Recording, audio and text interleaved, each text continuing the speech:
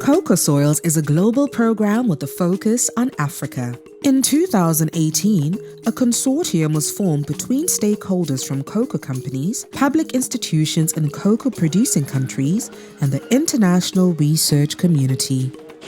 We realized quite early on in the discussions once I got involved that our current knowledge base of soil fertility and mineral nutrition needs of the cocoa tree is very, very rudimentary. There's been virtually no proper research done since the 1970s. The consortium was co-led by the International Institute of Tropical Agriculture in collaboration with Wageningen University and Research and IDH, the Sustainable Trade Initiative. The companies immediately said, no, we have to address this and we have to come on board. And that actually has led to the current initiative that we're running now on CocoaSoils. They agreed to pre-competitively collaborate to address major gaps in the knowledge base required to close cocoa yield gaps and deliver this knowledge to cocoa farmers. As part of a 5-year initiative funded by the Norwegian Agency for Development Cooperation and various companies, the consortium developed a deeper understanding of cocoa agronomy and nutrient management. Through the Integrated Soil Fertility Management, or ISFM, recommendations reached cocoa farmers in Cameroon, Côte d'Ivoire, Ghana, and Nigeria to intensify their cocoa productivity and efficient use of nutrients by farmers.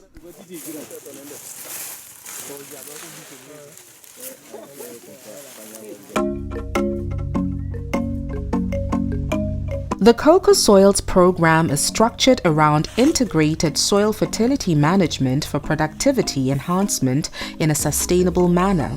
Core trials and satellite trials are established to develop integrated soil fertility management recommendations. The core trials are established in well-managed environments and provide long-term scientific data on cocoa mineral nutrition. One of the major objectives of CocoaSoils project is to increase cocoa productivity without deforestation.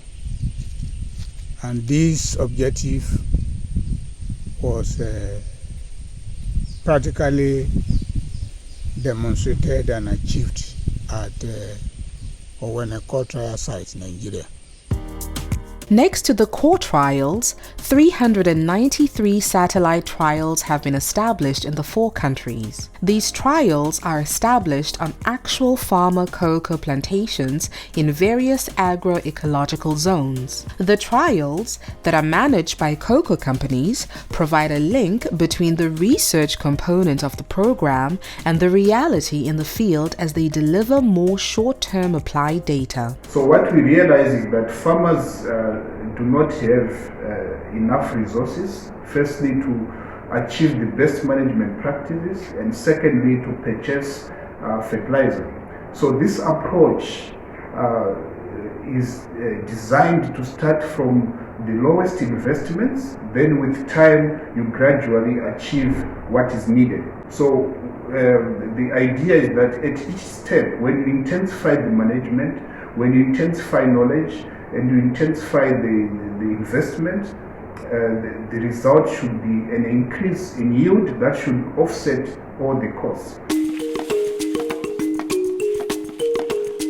The data that was collected through the core and satellite trials helped the initiative to develop a wide set of recommendations on good agricultural practices, nutrient needs of the cocoa tree, and soil fertility management. These recommendations were tested through the dissemination networks of the cocoa companies within the program.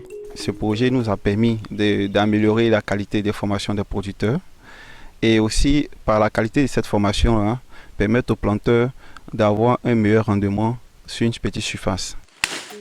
Besides the dissemination through companies' networks, the CocoaSoils program also used digital forms to reach the farmers. By using SMS or interactive voice response, over 30,000 farmers have been trained by the program.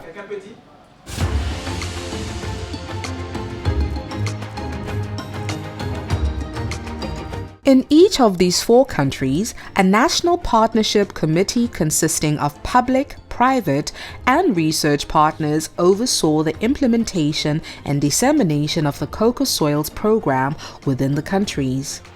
One important milestone they reached was the validation of uniform training manuals for cocoa farmers and field technicians that included guidance on the CocoaSoils recommendations. The partnership committees handed over these manuals during ceremonies with the respective ministers of agriculture to ensure they were adopted within the public policy domain.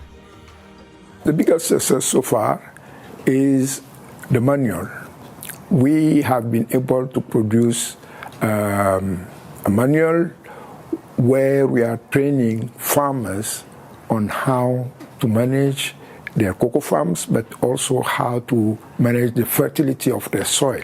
So this has been a big moment to have private sector and government agreeing on this manual, which is now at the disposal of the government for distribution. Today, this public-private partnership brings together views, solutions, and it makes even life easier to implement solutions on the ground. After 5 years of collaborative efforts by all consortium partners, we have been able to demonstrate the first results of closing knowledge gaps and dissemination recommendations on soil fertility management. During this program period, we have been able to develop country-specific set of training manuals which are being used by partner extension networks and reached over 65,000 farmers, of which 25% are women. The multi-stakeholder and multiple country convening platforms established will be an opportunity for the next phase of the program to impact more farmers and contribute to sustaining the cocoa value chain. Le projet CocoaSoils m'a donné beaucoup de joie de produire bien mon cacao et je suis content, je suis heureux pour ça. Ça me donne la joie, moi et ma famille. Vraiment, le projet de CocoaSoils me rend du bien avec mes producteurs. Vraiment, ça fait que ça améliore toutes les productions. Vraiment, je suis très content. We'll continue this work over the next 4 to 5 years to ensure we have conclusive data. At the same time, we'll invest in delivering research solutions to farmers and other stakeholders in a number of ways. Through the development of an application we call Stepwise, which recommends gradual improvement in soil fertility management. We'll work with public and private sector partners to ensure that they have access to those tools to monitor deforestation and biodiversity loss, and we'll work with policymakers who can enable the uptake of ISFM recommendations and ensuring that this happens in sustainable ways.